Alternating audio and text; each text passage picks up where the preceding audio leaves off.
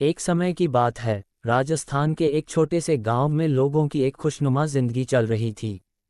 ये गांव चारों तरफ से पहाड़ों और झीलों से घिरा हुआ था और यहाँ की प्राकृतिक सुंदरता लोगों का मन मोह लेती थी। पर इस गांव के बारे में एक रहस्यमयी बात चर्चा में थी। लोग कहते थे कि यहाँ एक भूतनी का साया मंडराता है। गर्मी की उन रातों में जब चांदनी अपनी पूरी रोशनी फैला रही होती थी, लोगों को अक्सर एक किर्राती हुई आवाज़ सुनाई देती।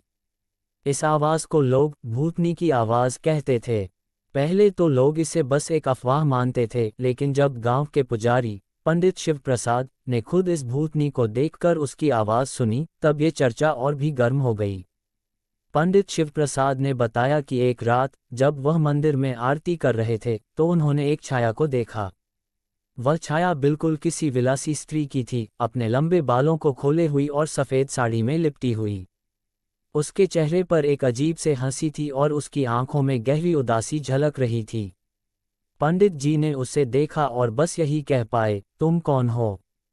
भूतनी ने कोई जवाब नहीं दिया और गायब हो गई। गांव के लोगों ने पंडित जी की बातों पर संदेह किया, लेकिन कई और लोगों ने भी ऐसे ही अनुभव साझा किए। ये भूतनी अधिकतर रात को ही प्रकट होती थी और पर्वत के पास वाले पुरानी हवेली की तरफ जाती हुई दिखती थी। गांव के बड़े बुजुर्गों ने बताया कि यह भूतनी दरअसल एक नवयुवती है जिसका नाम सुहासिनी था। गांव के बुजुर्गों की जुबान पर हमेशा रहती थी।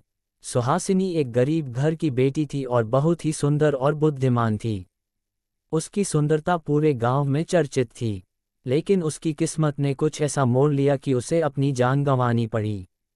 सुहासिनी की शादी गांव के सबसे अमीर जमींदार के बेटे से होनी थी, लेकिन उसकी सुंदरता और सरलता के कारण गांव के कुछ नासमझ युवकों ने उसे तंग करना शुरू कर दिया।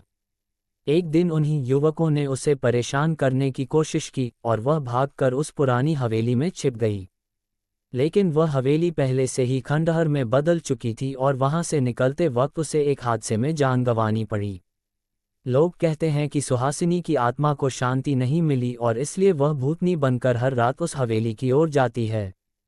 गांव के हर बच्चे की जुबान पर थी। गांव वालों ने कई बार उस हवेली में जाने की कोशिश की, लेकिन हर बार उन्हें असफलता ही मिली। इस बीच गांव के कुछ युवकों ने एक नई योजना बनाई। उन्होंने फैसला किया कि वे मिलकर इस रहस्य को सुलझाएंगे और भूतनी की आत्मा को शांति दिलाएंगे। रात के अंधेरे में वे युवा साहस बटोरकर उस हवेली की ओर चल पड़े। हवेली पहुंचने पर उन्होंने एक अजीब सी ऊर्जा महसूस की। वे धीरे धीरे हवेली के अंदर गए और वहां उन्हें सुहासिनी की आत्मा मिली। गांव के लोगों ने सुहासिनी से ही सुनी।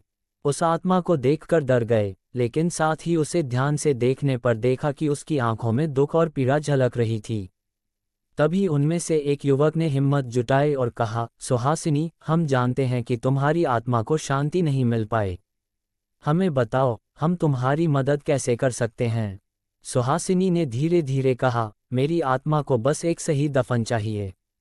मुझे वही दफन करो जहां मेरा असली घर था।